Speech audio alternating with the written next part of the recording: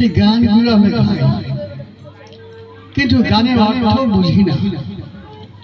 গান গাইতে কর্তার গান মনে করি গাই, কিন্তু কর্তার গানে কি বলছে সেইটা আমরা বুঝি না। এ কেমন হয় জানেন? এই যে শিশু আগে লেখে জতা, পরে ধরে খাড়া পাতা, তাই না? আমরা সেই খাড়া পাতা লিখছি, খাড়া পাতা ছাড়াতে পারছি না। ওই যা লেখা আছে তাই গেয়ে যাচ্ছে, তাই না? তারকসান গান লিখেছেন, হরিলীলামৃত লিখেছেন।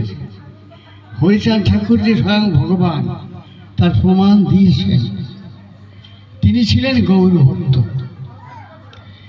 তারপরে হরিচাঁদ আসার পরে ঠাকুরের কৃপায় সে অনেক কথা সবাই জানা আছে, তিনি হরিচাঁদের অনুগত ভক্ত হলেন।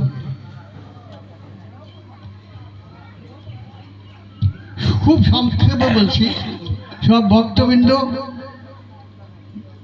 মৃত্যুঞ্জয় গোসাই বললেন কি যে ঠাকুরের সম্বন্ধে কিছু একটা বই লেখো।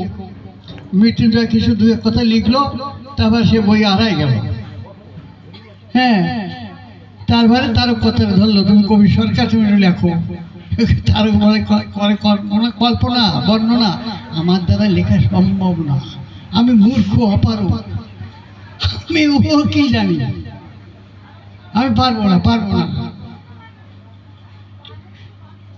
অনেক অনুরোধ করেছিল, স্বীকার করে নাই। তারপরে গোলক পাগল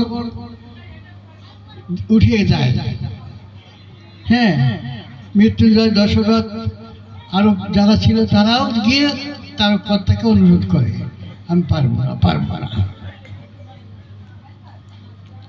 একদিন গোলক পাগল রাত্রি যোগে সেই বিশ্বম্বর মূর্তি ধরে, নৃসিংহ মূর্তি ধরে বক্ষে চেপে ধরে বলছে, তারও আমার কথা নিবি, তুই লীলামৃত লিখবি, যদি না লিখিস এখন শেষ করবো। বলেছিল আমি তো